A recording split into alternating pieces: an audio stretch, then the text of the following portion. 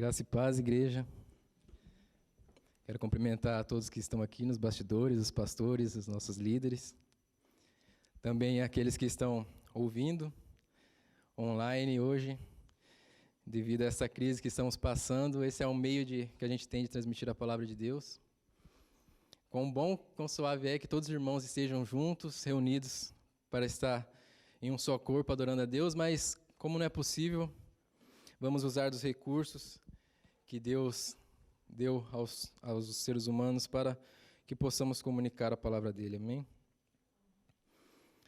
Queria agradecer ao pastor pela confiança que confiou em mim trazer essa palavra no dia de hoje. E confesso que o tema deste ano que a igreja vai ministrar, passar por este ano, é o tema de restauração. E este tema, quando a gente ouve assim, enche os nossos olhos, nos alegra muito, ainda mais depois de um 2020 conturbado, ainda mais depois de um 2020 atribulado, que só nós que passamos sabemos como foi. E ouvir essa palavra restauração, para nós é uma alegria muito grande. Eu fiquei feliz quando eu fiquei sabendo deste tema. É um assunto que todos gostam. Mas eu pedindo para o Senhor uma palavra, assim que eu saí do culto, quando o pastor me fez o convite, eu indo embora no carro, pedindo para Deus uma palavra. E Ele colocou no meu coração um versículo que eu fiquei meio assim, falei, é isso mesmo, Senhor? É isso mesmo que o Senhor quer transmitir para a sua igreja? Porque durante este tempo que estamos vivendo, um 2020, um ano que se passou totalmente, onde muitas pessoas perderam várias coisas, muitas pessoas perderam o prazer de viver, muitas pessoas foram extremamente abaladas. Nada melhor do que trazer uma palavra de conforto, uma palavra de restauração. Mas Deus trouxe para mim um versículo e uma passagem que trata, assim, de restauração, que trata, assim, de reconstruir, mas não se trata de reconstruir bens materiais, não se trata de reconstruir aquilo que a gente vê, aquilo que é palpável. O que Deus trouxe ao meu coração foi: pregue sobre restauração da vida para comigo, prega sobre restauração da intimidade para comigo, pregue sobre a restauração daquilo que realmente importa para cada um de nós, que é a nossa vida com Deus. E que, apesar de tudo, Deus é poderoso para restaurar bens materiais, Deus é poderoso para restaurar a nossa vida financeira. Mas, antes de tudo, a gente precisa ter a nossa vida espiritual restaurada. Sei que, no decorrer do ano, muitas palavras sobre restauração vão ser ministradas, e, no decorrer delas, vão vir muitas mensagens sobre prosperidade. Mas Deus tocou no meu coração para trazer as palavras de restauração de uma vida com Ele, de uma vida de intimidade com Ele. E muito se prega hoje em dia, né, nas redes sociais, graças a Deus por essa tecnologia que, sendo bem usada, ela alcança muitas vidas. E, junto com isso, algo me incomoda bastante nessa geração que estamos vivendo, nessa geração tecnológica, que é muitas pessoas com poder na mão de transmitir a palavra de Deus. Isso é uma bênção, é sinal que muitas pessoas podem ser alcançadas, independente de onde que estão. Mas o que vem me incomodando há um bom tempo, eu não comento com ninguém, mas é sobre o que a maioria dessas pessoas comentam em suas redes sociais, que pregam, que hoje em dia a gente está vivendo numa cultura de aquisição. Hoje em dia, muitas mensagens que são pregadas na internet, muitas mensagens, muitos pregadores famosos que ganharam famas, eles pregam aquilo que nós queremos ouvir, que o nosso ego quer ouvir. Não que isso seja errado, eu escuto muitas dessas mensagens, é edificante. Quão bom é saber que Deus nos ama, que Deus é poderoso para nos abençoar, isso é maravilhoso. Mas o que me incomoda é que, ao pregar somente isso, outras coisas são deixadas de lado. Ao pregar somente as bênçãos, outras coisas são deixadas de lado. E muitos seminaristas, muitos religiosos, muitos reformados criticam esses pregadores. Eu não critico, é uma palavra de Deus, é uma palavra abençoada. Mas sabemos que tudo tem o seu lugar. E como muito pouco se fala sobre sobre restauração, sobre quebrantamento, sobre realmente se entregar para Deus sem buscar nada em troca. Então eu quero trazer essa mensagem hoje e espero que toque aos corações de muitos. Amém? Eu queria ler em Jeremias, capítulo 29, e o versículo 11. Jeremias, capítulo 29, no versículo 11, que diz assim: Porque eu sei os pensamentos que tenho sobre vós, diz o Senhor, pensamentos de paz e não de mal, para vos dar a fim que esperais. Esta mensagem ela é bem conhecida, acredito que muitas pessoas já ouviram ela. Uma mensagem que, num tema de restauração, é bem propício, que fala que Deus sabe os pensamentos que Ele tem sobre nossas vidas, que são pensamentos de bênçãos, que são pensamentos de paz e não de mal. Mas, no decorrer da minha caminhada cristã, a gente vem aprendendo ao longo do tempo, acredito que eu tenho muito a aprender ainda. A gente vem aprendendo a estudar a Bíblia, porque a gente sabemos que a Bíblia não é um mero jornal, uma mera revista que a gente vem ler. E eu ouvi uma frase certo dia que diz que a Bíblia não foi feita para ser lida. Falei, mas como assim? A gente cresce escutando, tem que ler a Bíblia, é um manual do crente. E eu ouvi essa palavra que a gente não tem que ler a Bíblia, a gente tem que estudar a Bíblia. Porque a Bíblia, lendo por si só, sem analisar um contexto, sem analisar a época, a gente pode tirar muitas conclusões precipitadas, a gente pode tirar muitas falsas expressões.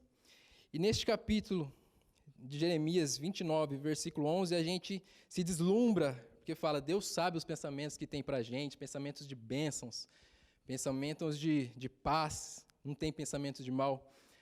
Mas se a gente for decorrer o livro de Jeremias, desde o seu início, aqueles que já leram o livro de Jeremias sabem que ao meu ver, eu não vi um livro que bata tanto no povo de Israel que nem o livro de Jeremias. É um livro que em 23 capítulos é só Deus alertando, é só Deus enfatizando para Israel o quanto eles têm caminhado distante do Senhor. É um livro realmente que Deus pega para tratar com o povo de Israel, que Deus usa o profeta Jeremias para transmitir a palavra dele. E assim como Jeremias, quando Deus chamou ele, e quando Deus me deu essa palavra, eu fiquei receoso. Jeremias falou, Senhor, quem sou eu? Sou um jovem. Como eu posso trazer uma palavra dessa no meio de um povo com muitos sacerdotes, muitos profetas, e logo essas palavras tão duras? Como o Senhor quer que eu leve essa palavra? E realmente, quando eu li o começo de Jeremias, eu falei, é eu escrito, como que eu vou pregar essa palavra? Sendo que no meio de tantos pregadores, pregando bênçãos, pregando prosperidade, eu vou ter que trazer essa palavra de renúncia, de quebrantamento, de restaurar a nossa vida espiritual, que muitas vezes não são faladas. E Deus me levou a meditar nessa palavra. Eu tinha escutado este versículo um tempo atrás, e ele ficou remoendo na minha cabeça, e Deus trouxe ao meu coração para trazer a vocês. O livro de Jeremias foi escrito, nada mais, nada menos, por Jeremias, que ele foi um mensageiro, ele é descrito como mensageiro da justiça e da graça sobre o povo de Israel. O povo de Israel sempre foi rebelde, desde a saída do início, a gente pode ver, desde a Gênesis, quando o Senhor tirou eles do Egito.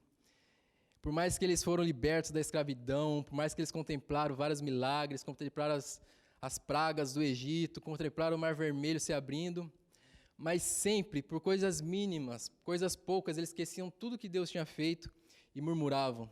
Chegaram a murmurar por saudade de cebola, de alface, de alho que existia no Egito. Em sã consciência, quem hoje em dia murmura ou sente falta disso, depois de que Deus preparou um banquete com carne, com maná? Então sabemos que o povo de Israel era um povo bem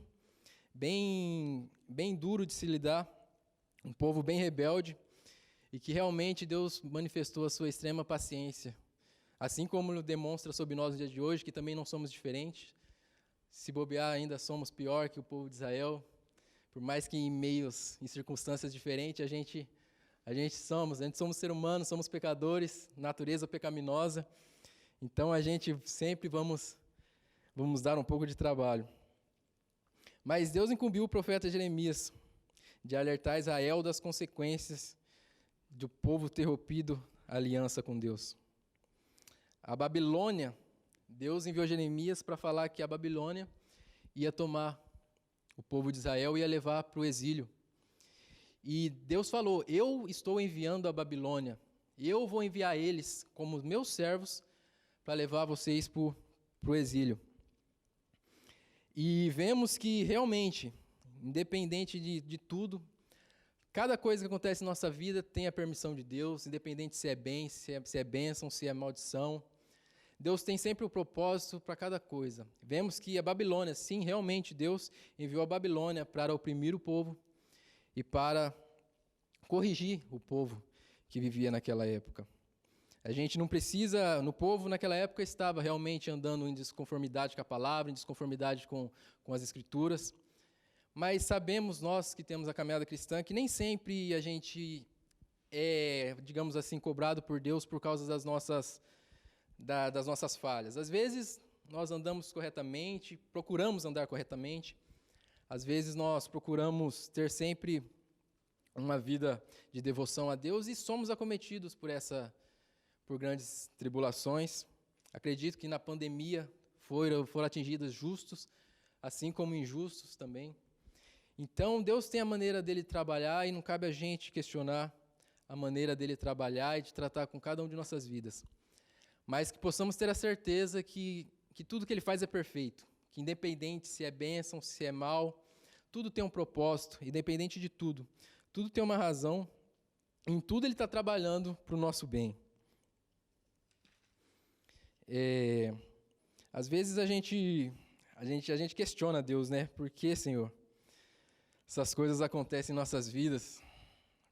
Muitas vezes a gente olha para os ímpios lá fora, vê eles bem, e a gente meio que dentro da igreja procurando fazer o certo, procurando servir ao Senhor, e meio nas dificuldades, em meio às tribulações, e cada vez Deus apertando mais. Aí me veio em minha cabeça eu gosto de estudar bastante sobre diversas coisas. E eu lembrei do ouro. O ouro, metal super conhecido, metal valioso que temos no nosso planeta. Que o ouro, quando ele é extraído do garimpo, ele não é totalmente puro. Ele vem com pedra, cascalhos, vem com muita sujeira, ele é tirado da terra, ele é tirado da lama, do lodo. E eu estudando sobre o ouro, eu aprendi que o ouro, para ele ser purificado, ele tem que passar pelo fogo. E o método de purificação do ouro, não sei quem já viu uma barra de ouro, eu já tive o privilégio de ver, não na minha mão, mas quem dera ver uma barra de ouro na minha frente, mas eu pude ver uma barra de ouro e todas elas, uma barra de ouro legítima, tem uma certificação, um número, como se fosse um código. Esse código é 0,001. 0,0001. O que quer dizer isso? Estes zeros é o tanto que essa pedra é pura. Quantos mais zeros ela tiver, mais pura ela vai ser. Quanto mais zeros ela tiver, mas não existe uma barra de ouro que é totalmente pura. Sempre vai ter um umzinho, por mais que tenha 50 zeros, sempre vai ter um umzinho lá, porque é impossível purificar totalmente o ouro. E para cada grau de purificação do ouro, é mais pelo processo do fogo que ele passa. Quanto mais pelo processo do fogo que ele passa, mais as impurezas são tiradas, mais ele é purificado. E não diferente das nossas vidas. Às vezes a gente pergunta a Deus por quê, mas tudo tem um propósito. E com certeza, eu acredito que não sou o único, todos nós passamos por tribulações, passamos por momentos difíceis. E se a gente for olhar para a gente e relembrar o passado, a gente vai ver que serviu de alguma coisa, que a gente saímos melhores, que a gente estamos mais fortes, que a gente realmente aprendeu, que aquilo teve significado constante sobre nossas vidas. Também o milho de pipoca. Milho de pipoca todo mundo conhece, todo mundo ama comer com cineminha, assistindo um filme. E é um alimento simples, que para ele se tornar um alimento, para ele se tornar uma provisão, ele tem que passar por alta temperatura. Ele só no milho é incomível, ninguém come um milho só a semente. Ele precisa passar pelo processo para se tornar alimento, para se tornar uma provisão para nossas vidas. E é isso que a gente tem que trazer para as nossas vidas quando a gente passa por momentos difíceis, por momentos de dificuldades. A gente tem que pensar que mais para frente tudo isso valerá a pena. Mais para frente, realmente, a gente vai olhar para trás, vai ver que saímos mais fortes. Tudo tem um porém, tudo tem um porquê. Mas, voltando ao texto de Jeremias, Jeremias pregou para o povo e o povo continuava rebelde. Em Jeremias, capítulo 7, eu vou ler um pouco para demonstrar como o Senhor estava, digamos assim, irado. Muitas pessoas falam que Deus é amor, que Deus só é bênçãos, mas não, Deus se ira. E quando Ele se ira, realmente Ele pode enviar a Babilônia para oprimir aquele que Ele ama. Não porque Ele é mau, mas para corrigir. No capítulo 7, a partir do verso 3, diz assim: Assim diz o Senhor dos Exércitos, o Deus de Israel: Emendai os vossos caminhos e os vossos feitos, e eu vos farei habitar neste lugar. Não confieis vós em palavras mentirosas, dizendo: o templo do Senhor, o templo do Senhor, o templo do Senhor são estes.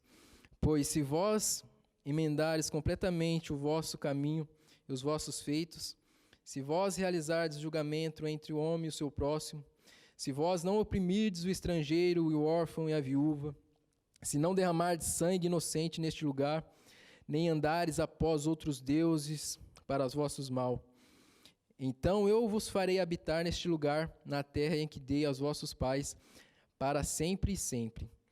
Eis que vós confiais em palavras mentirosas, que não podem beneficiar. Irei vos roubar, assassinar, cometer adultério, e jurar falsamente, e queimar incenso para Baal, e andar após outros deuses, a quem não conheceis. E vireis e vos calareis perante mim nesta casa, que é chamada pelo meu nome, e direis: nós somos livres para fazer todas essas abominações? Pois esta casa, que é chamada pelo meu nome, um esconderijo de ladrão aos vossos olhos, eis que tenho visto isso, diz o Senhor. Porém, ide vós agora para um lugar que estavam em Siló, onde no princípio eu coloquei o meu nome, e vede que eu lhe fiz pela perversidade do meu povo de Israel. E agora, porque tendes feito todas estas obras, diz o Senhor, eu vos falei madrugando e falando, porém vós não ouvistes. Eu vos chamei, porém vós não respondestes. Portanto, eu farei esta casa, que é chamada pelo meu nome, o que vós confiais, e o lugar que eu dei aos vossos pais, como fiz a Siló. E eu vos lançarei fora da minha presença, assim como expeli todos os vossos irmãos e toda a semente de Efraim. Portanto, não ores por este povo, nem levante clamor, nem oração por eles, nem façam intercessão a mim, pois eu não ouvirei. Realmente, aqui nesse pequeno espaço aqui, a gente podemos ver a ira do Senhor. Ele fala: se vocês realmente andarem nos meus preceitos, se arrependerem, eu vou deixar vocês ficarem aqui, vou confiar a vocês a terra que eu prometi a Abraão, desde lá do início. Mas vocês não estão cooperando. Vocês desviaram seus olhos para outros deuses, vocês fizeram ídolos diante de mim, vocês estão profanando o meu templo. Então, devido a isso, por não respeitar meus mandamentos, meus princípios, eu vou ter que trazer sobre vocês a justiça. E sabemos que podemos trazer para os dias de hoje, que realmente, se a gente for analisar as nossas vidas nos dias de hoje, a gente troca Deus por muitas coisas. Por muitas coisas mesmo. Às vezes a gente pensa que vir no culto de quarta, de sábado, de domingo é o suficiente. Mas a maior parte do tempo a gente passa fora da igreja. E o que a gente faz para Deus?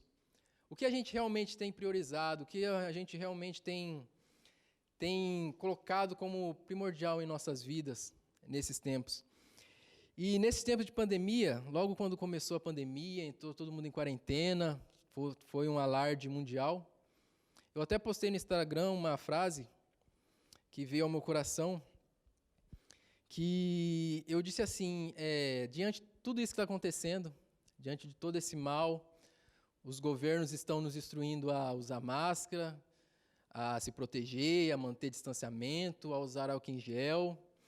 Os governos, as organizações mundiais, as vigilâncias sanitárias de todos os países estão impondo para a gente medidas para a gente se prevenir de um vírus que, apesar de, infelizmente, ter deixado tantas mortes, não é um vírus tão letal comparado com a proporção da humanidade.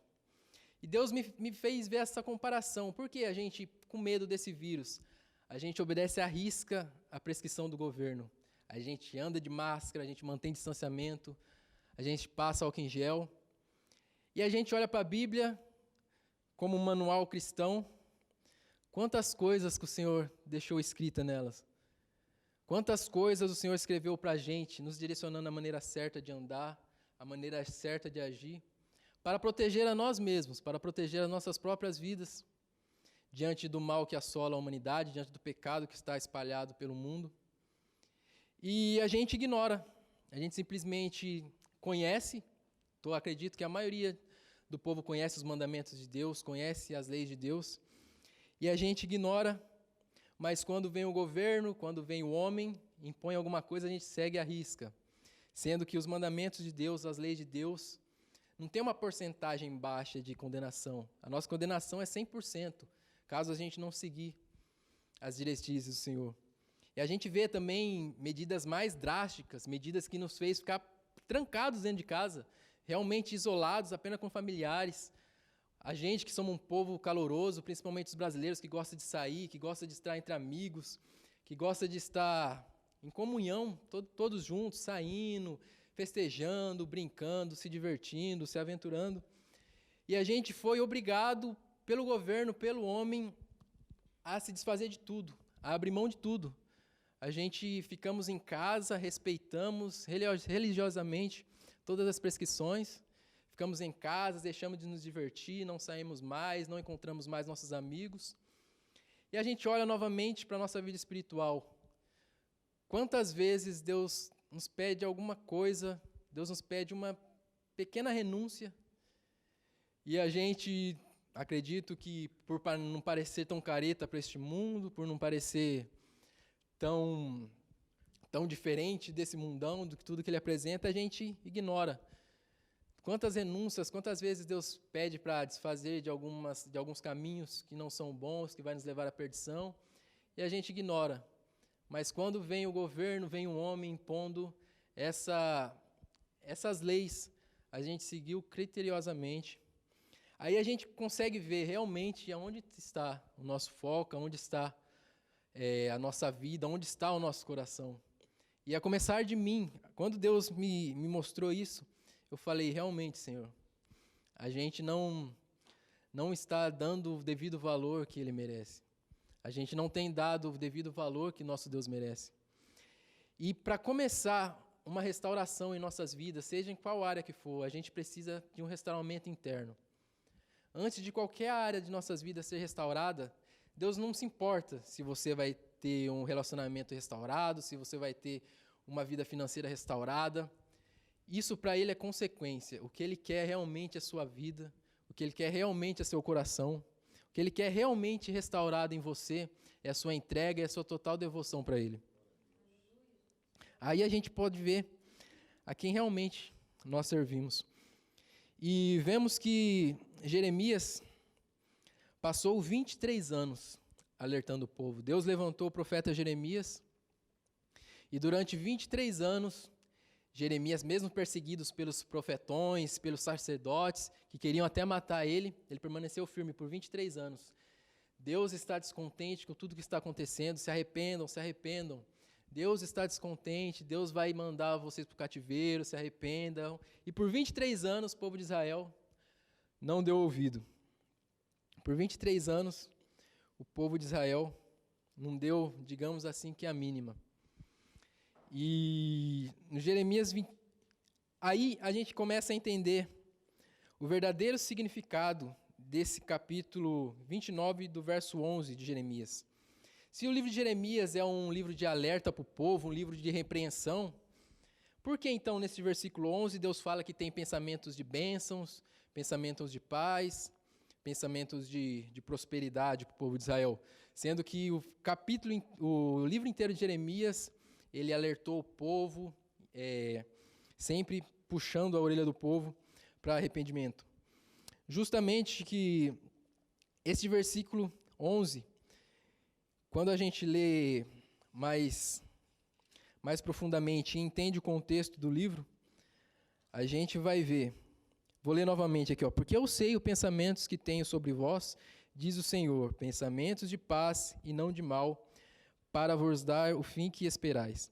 O porquê então Deus diz esta palavra ao povo de Israel através do profeta Jeremias? Porque o povo, diante daquela tribulação, Deus já tinha ordenado Babilônia levar o povo ao cativeiro. E o povo indo ao cativeiro, surgiam muitos profetas que diziam ser enviados por Deus, falando, não, esse cativeiro vai passar rapidinho, esse cativeiro a gente vai ficar uns aninhos lá na Babilônia, vamos sair rápido, esse cativeiro vai ser só uma cosquinha, não se preocupe, povo, não se preocupe. E esses profetas querendo trazer uma palavra digamos assim, de massagear essas pessoas, diziam, sem Deus ter dito, que ia ser um período pequeno, que ia ser um período não de tanta tribulação assim, mas aí Deus fala no versículo 11, eu sei o pensamento que tenho sobre vós, não escuta esses profetas, eu quero que vocês na Babilônia construam casas, eu quero que vocês tenham filhos, eu quero que vocês casem-se e tomem casamento, porque vocês vão passar um grande período de lá. Então, não ouça esses profetas que vão dizer que vai ser só um castiguinho, não. Eu realmente quero tratar com vocês, e o meu cativeiro para vocês é 70 anos. Então, não escute esses profetas. Eu sei os pensamentos que eu tenho sobre vós. Eu sei o porquê eu estou fazendo isso. Isso não é para o seu mal, porque muitas das vezes a gente olha para nossas vidas, a gente vê, a gente vê um irmão passando por alguma tribulação, a gente fala, Deus está tratando, Deus quer alguma coisa ele fez de errado. A gente acha que Deus é meio que um carrasco. E às vezes, quando a gente passa por um momento bem difícil em nossas vidas. Mas sabemos que não é assim. E o porquê a gente acha isso de Deus, que às vezes ele é carrasco? Se a gente for, o Novo Testamento nem tanto, mas se a gente for decorrer os livros do Velho Testamento, a gente vai ver muitas das vezes Deus irado, a gente vai ver muitas vezes Deus tratando com o povo, e tratando realmente severamente. E a gente começa a questionar, mas espera aí, Deus é amor, tanto se prega que Deus é amor, que Deus está disposto de braços abertos a te receber, independente do que você fez, independente de tudo aquilo que você cometeu em sua vida. Mas por quê? Então, no Velho Testamento, Deus se ira tanto com o seu povo. Aí a gente começa a ver a diferença da nossa percepção de amor nos dias atuais e a percepção de amor que era antigamente, na época dos nossos pais, dos nossos avós. Hoje, o amor que a gente tem, inclusive até propagou uns termos aí, que é raiz e Nutella. Então, a gente tem o amor raiz, que é o amor dos nossos antepassados, e o amor Nutella, que é o amor que hoje em dia, que realmente é um amor, mas é um amor de forma meio que egoísta, um amor de forma que, em vez de ajudar, atrapalha.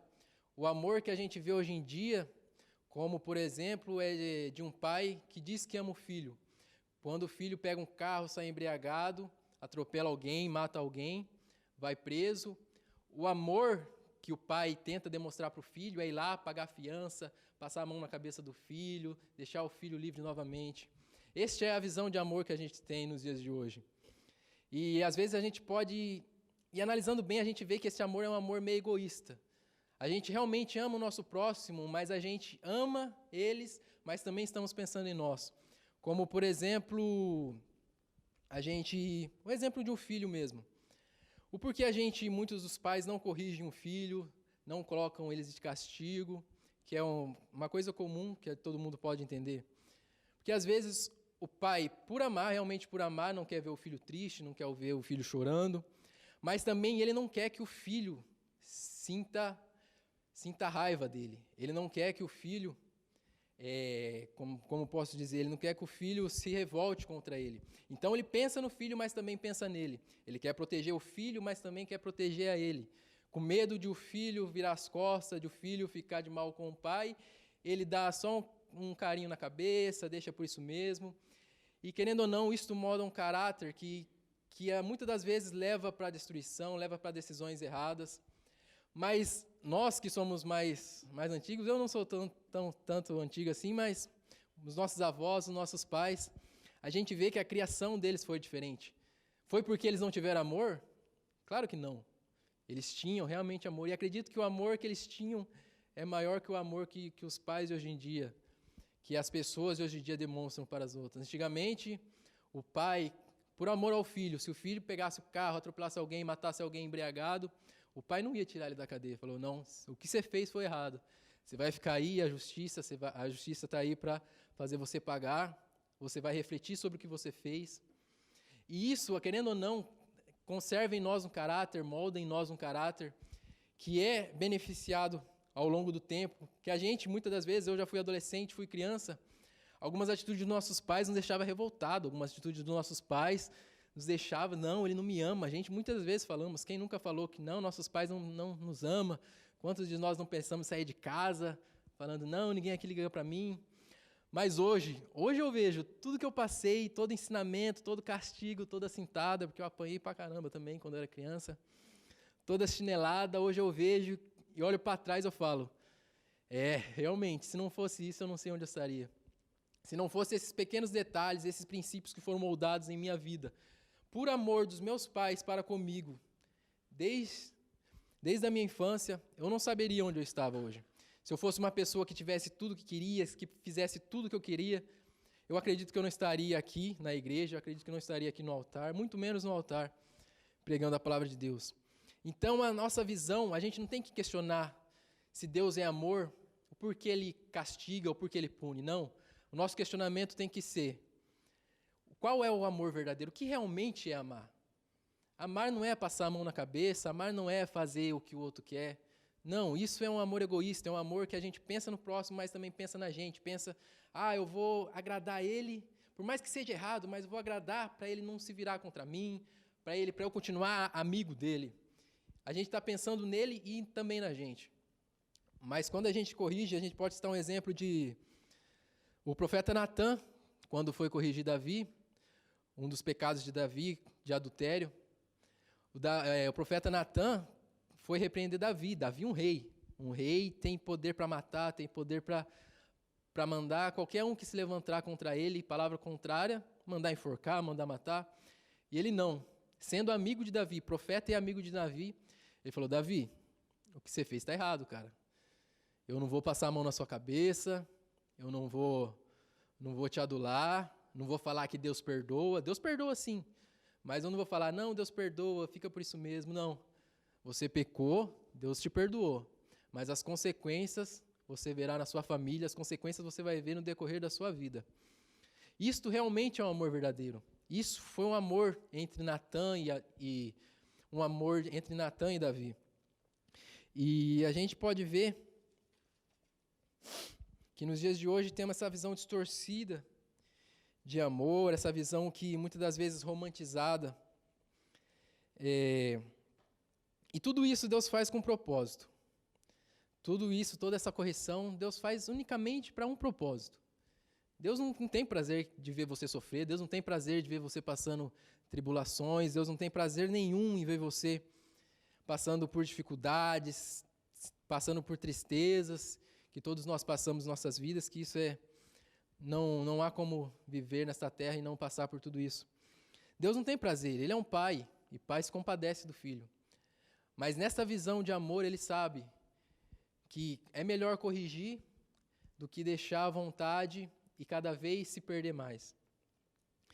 Então Deus quer trazer essa correção para a gente, não para nos afastar dele, mas sim para realmente nos trazer mais para perto dele.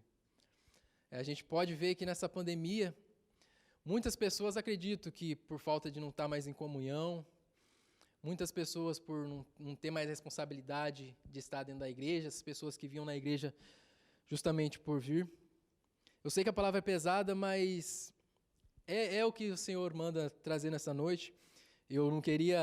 Realmente eu não queria trazer uma mensagem dessa. Restauração, a gente quer pregar bênçãos, a gente quer ministrar vitórias.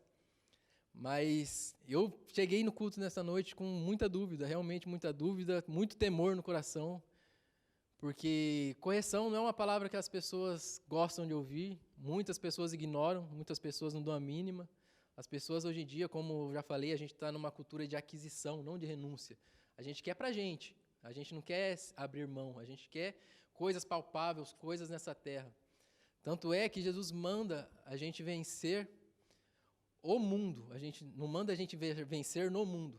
Esse mundo é passageiro, a gente vencendo ou não no mundo, esse mundo vai passar. Mas Ele quer que a gente vença o mundo, porque depois deste mundo, dessa passagem que a gente temos aqui, a gente vai se encontrar com Ele. Então é isso que o Senhor quer, Ele quer nos trazer para perto. Essas correções é justamente para isso. Deus falou, eu sei os pensamentos que eu tenho sobre vós. Vocês vão passar por tribulações, vocês vão ficar 70 anos cativos. Vocês vão ser oprimidos, vão trabalhar escravizados por Babilônia, vão ser oprimidos por Nabucodonosor. Mas eu sei os pensamentos que eu tenho sobre vocês. Tudo isso que eu estou permitindo é para vocês voltarem para mim. É para vocês se achegarem novamente para mim. Eu quero restaurar o interior de vocês. Antes de restaurar a terra que eu prometi para Abraão, antes de restaurar Canaã, antes de restaurar tudo, eu quero restaurar a sua vida, a sua devoção para comigo. E a nossa renúncia, eu acredito que tem que ser voluntária. Deus, acredito que não força ninguém. Deus não quer que você pegar você pelo braço, não, você vai para a igreja, você vai me servir, você vai orar todo dia, você vai me buscar, você vai me amar. Até porque amar é uma opção, você escolhe amar. Ninguém não nasce assim do nada. Você que escolhe amar, não, eu quero amar. E então a renúncia sempre é voluntária. Tanto é que Jesus, quando ele esteve aqui na terra, ele fala, ninguém tira a minha vida. Ninguém aqui vai tirar a minha vida. Não vai ser Pilatos, não vai ser Herodes, não vai ser nenhum romano. Ninguém vai tirar a minha vida. Eu a dou.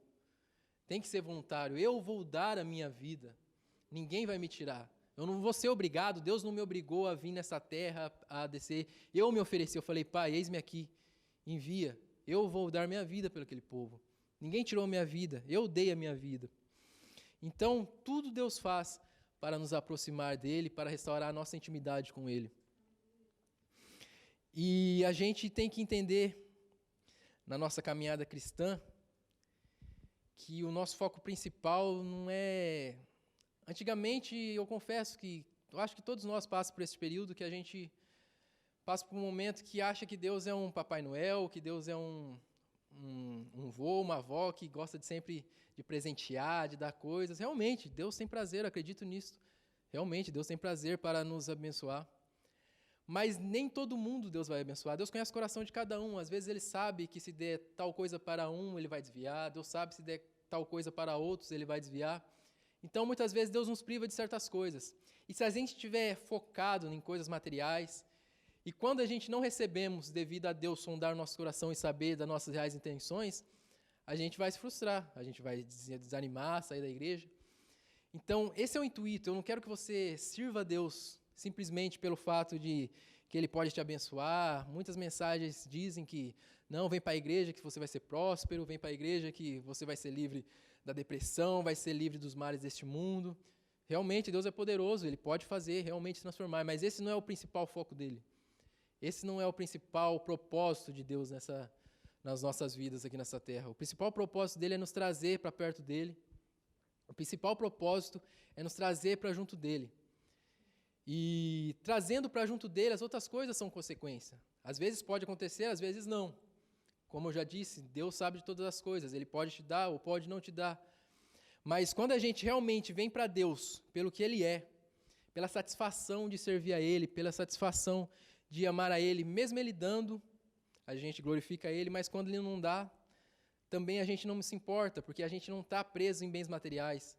Mesmo quando Ele não nos concede aquilo, a gente continua seguindo a Deus, porque nosso foco não está aqui, nosso foco não está em bens financeiros, nosso foco não está em bens materiais, nosso foco está em Deus.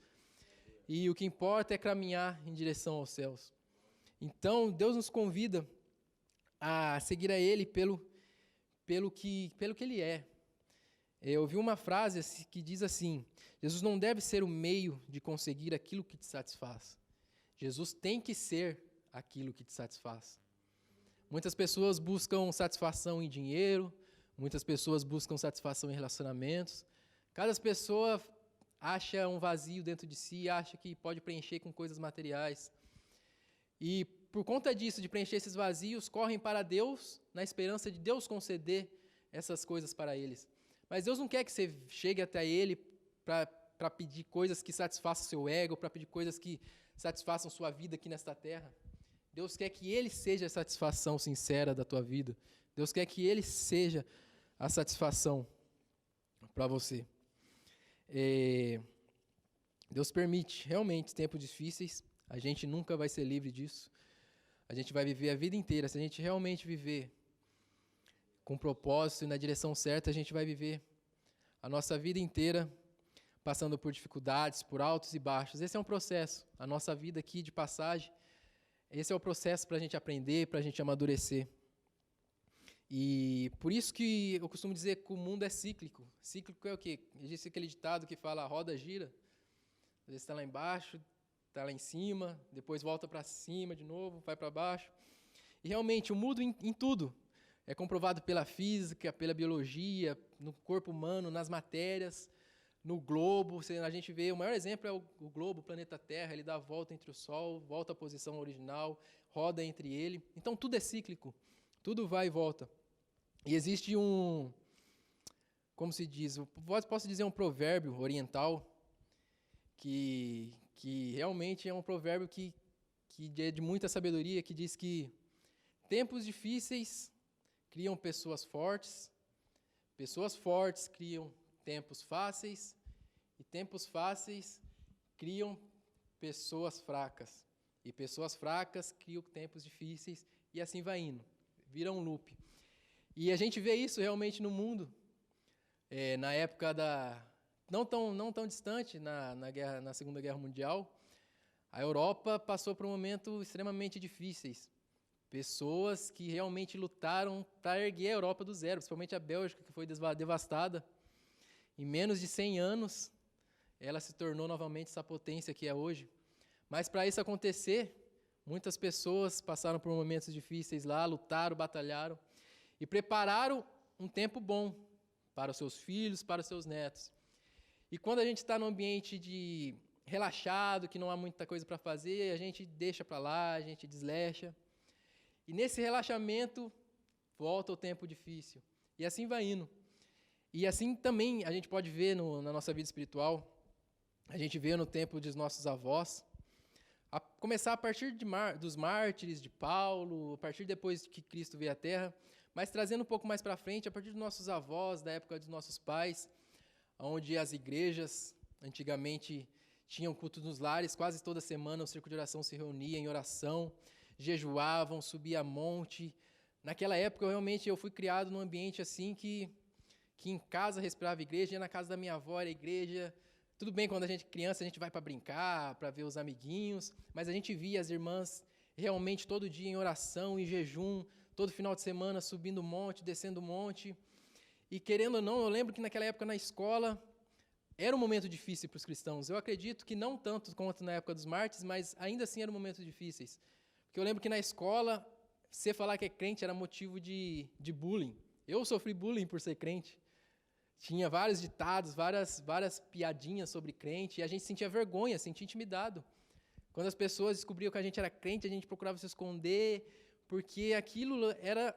A gente sentia vergonha, porque realmente era tempos difíceis, as pessoas não queriam saber de Jesus. E através do jejum, de oração, dos nossos avós, dos nossos antigos pastores batalhando, jejuando, orando, permanecendo todo dia firmes, criou um tempo de evangelho mais fácil. Hoje, comparado ao que eu via na minha infância, a gente vê uma liberdade religiosa grande. A gente pode... Hoje, acredito que se você falar que é evangélico é um status. A gente, na faculdade já, depois de maior, as pessoas gostavam, tinham orgulho de falar, não, eu sou evangélico, eu vou em tal igreja. E isso é um status, não, eu sou do meio gospel, vai ter um evento de tal cantor, vamos lá. Hoje em dia, criou tempos fáceis, mas por causa desses tempos fáceis, a gente estamos deixando o que os nossos avós, que os nossos antepassados faziam. Estamos deixando de jejuar, estamos relaxando na oração, Hoje em dia, aqui, a missionária Cleide, eu acompanho, a gente sabe que tem oração aqui na igreja, todas as semanas.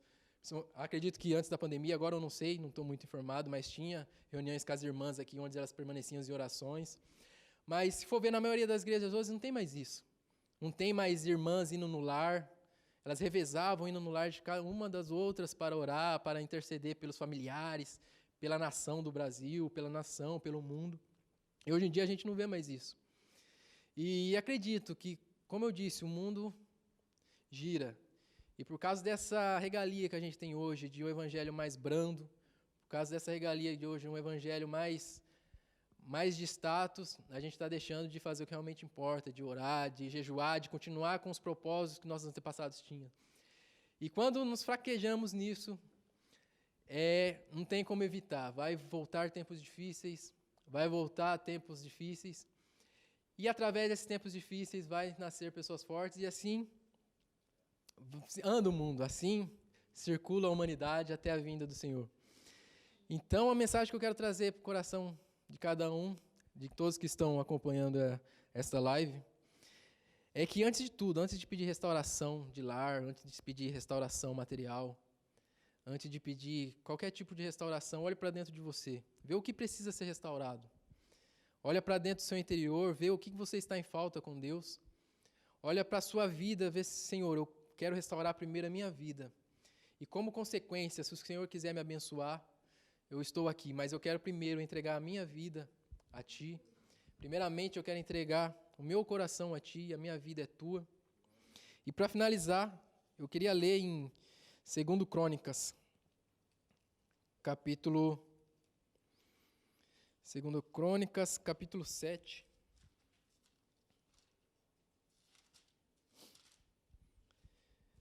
2 Crônicas 7, 13 e 14, que diz assim: Se eu fechar o céu para que não haja chuva, e se eu ordenar as lacustas que devorem a terra, e se eu enviar pestes no meio do povo, se o meu povo, que se chama pelo meu nome, se humilhar e orar, e buscar a minha face, e voltar dos seus caminhos iníquos, então eu o ouvirei, e perdoarei os seus pecados, e sararei a sua terra.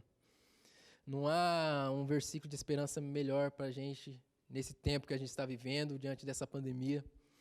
A gente está com a esperança que 2021 seja um ano mais fácil, mas não sabemos, está na mão de Deus. Mas Deus diz, neste versículo, se eu fechar o céu para que não haja chuva, se eu impedir que as plantas cresçam, se eu derramar sobre a terra adversidades, saiba que é para o seu bem. E quando você se arrepender, quando você olhar para o seu interior e reconhecer realmente, Senhor, eu sou falho, realmente eu aprendi diante de tudo isso, que devemos ter olhos somente para Ti. Deus fala, se a gente se arrepender, se humilhar, orar, buscar a face dEle, Ele vai olhar para nós, se compadecer, vai perdoar nossos pecados, vai sarar a nossa terra e restaurar tudo em nossas vidas como consequência da nossa total entrega a Ele. E assim eu agradeço a oportunidade e que vocês ficam com essa mensagem no coração. Confesso que foi uma mensagem meio difícil de trazer, mas é o que Deus quer das nossas vidas. Antes de qualquer tipo de restauração, Ele quer a restauração de nossa vida para com Ele, da nossa total entrega para com Ele. Amém?